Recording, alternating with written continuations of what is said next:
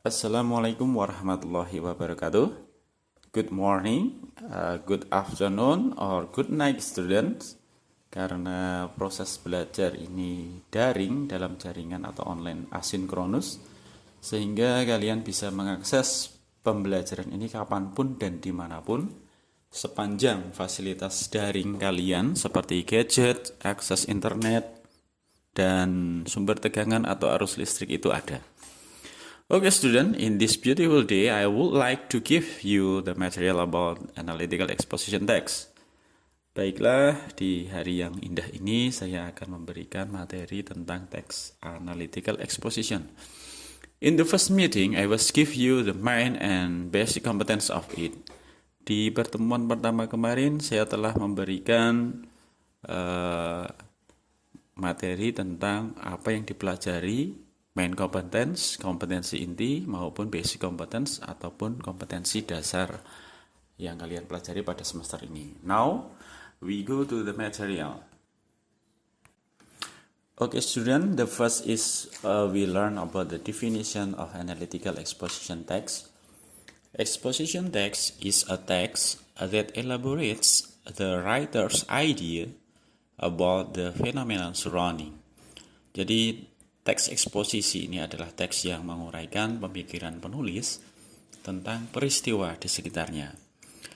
Secara bahasa, analytical bermakna examining or liking to examine things very carefully. Itu ada di kamus Cambridge. Artinya suka memeriksa atau menguji sesuatu secara hati-hati. Dan sedangkan makna exposition adalah a comprehensive description atau penjelasan secara luas.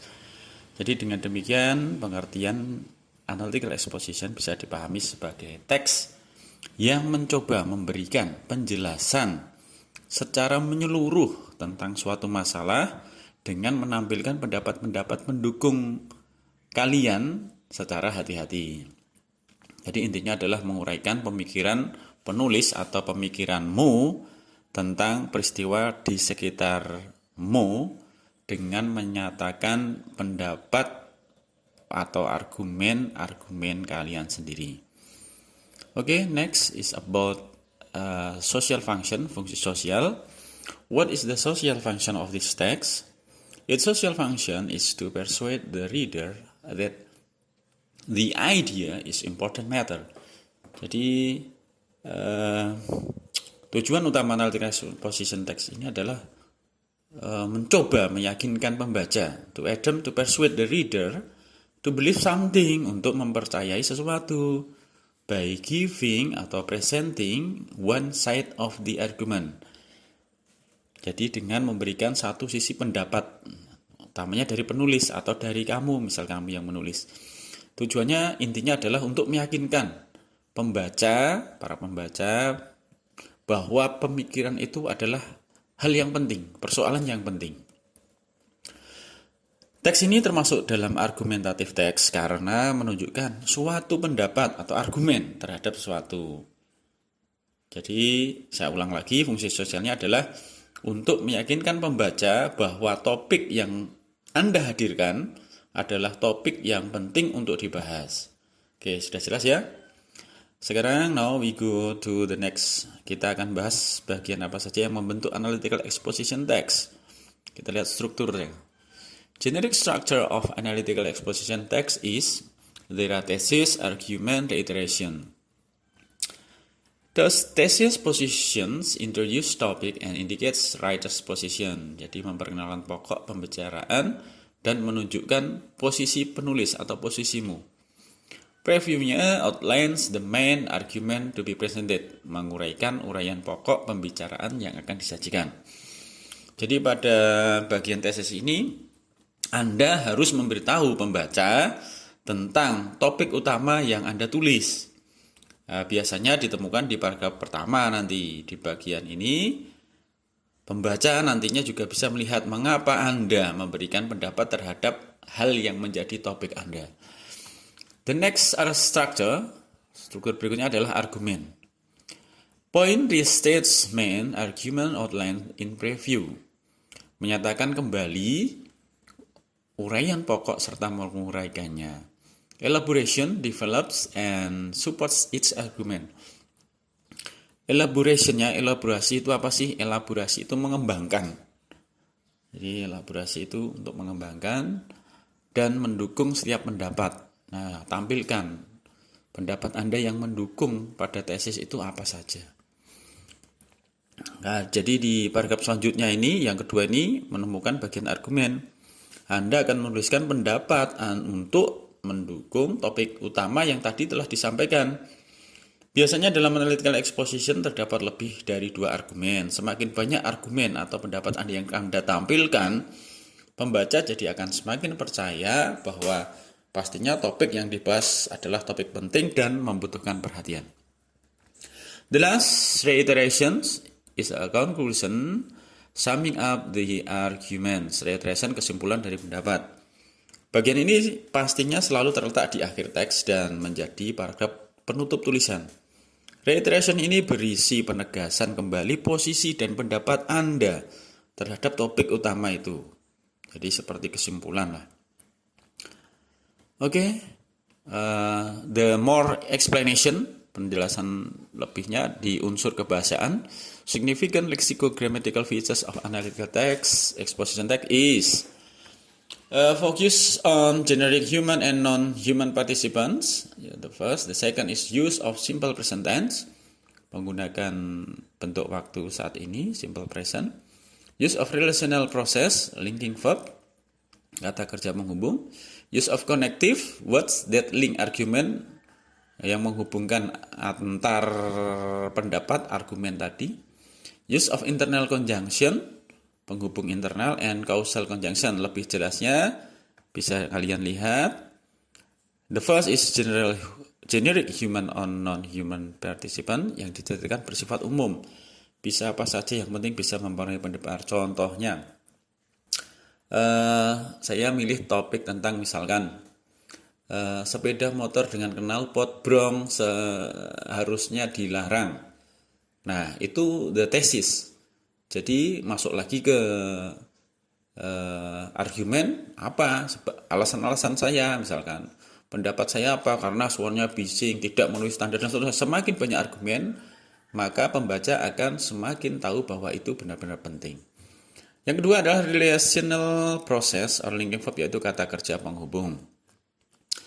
Kemudian ada connective, apa saja? Ada ordering and evaluating, susunan maupun evaluasi. Ada firstly, pertama, secondly, kedua, thirdly, ketiga, dan setelah, after, setelah, then, lalu, finally, akhirnya, furthermore, lebih lanjut, ultimately, pada akhirnya, gitu kan. The most important, hal yang paling penting, another important, hal penting lain, most of all, secara keseluruhan.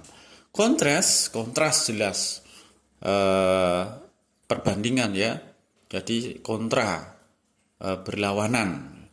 Although, meskipun, misalkan meskipun begitu, however, bagaimanapun. Whereas, padahal atau sebaliknya. On the other hand, di sisi lain, bukan di tangan yang lain ya, ya bisa sebaliknya, di sisi lain. And then yet, sekalipun begitu, atau meski demikian, unlike berarti tidak sama, tidak serupa, berbeda, kontras. Comparison, perbandingan, also, juga, in addition, sebagai tambahan. And then as well as, di samping itu, neither, similarly, etc. Explaining, penjelasan. Because, karena, since, sejak, as, sebagai, therefore, sehingga. And what else? Thus, jadi, meski demikian. And then hence, oleh sebab itu, consequently, itu konsekuensinya, as the result, sebagai akibat, hasil ya, due to, dikarenakan. Ini adalah konektifnya. To make conclusion, we can use these expressions. Untuk membuat kesimpulan, kita bisa menggunakan ungkapan-ungkapan di bawah ini. Ini biasanya di terakhir ya. In conclusion, sebagai kesimpulan, from the facts above, berdasarkan fakta-fakta di atas, maka bla bla bla. Therefore, sehingga bla bla bla. On this basis, berdasarkan ini, maka bla bla bla. To conclude, untuk menyimpulkan bla bla bla. We state that, kami menyatakan bahwa bla bla bla. Etc. dan seterusnya. Okay, this is a sample of analytical exposition. Kita beri contoh supaya tidak bingung. For example, the title is Integrated Pest Management, pengelolaan hama secara terpadu. Bisa dilihat di sini ada generic noun and human participant. There is no one best way to deal bla bla bla. Ini adalah tesisnya. And then ada connective, ada firstly, kemudian ada lanjutannya misalkan lastly dan seterusnya. Simple present, reduce itu kata kerja bentuk pertama atau simple. Kemudian ada causal conjunction. Causal conjunction-nya ada therefore, sehingga dan seterusnya. Kalau diartikan di sini adalah tesis, kemudian argumen-argumen, reiteration terakhir. Kita bisa lihat di sini ada tesis, argumen atau elaboration, kemudian reiteration or conclusion.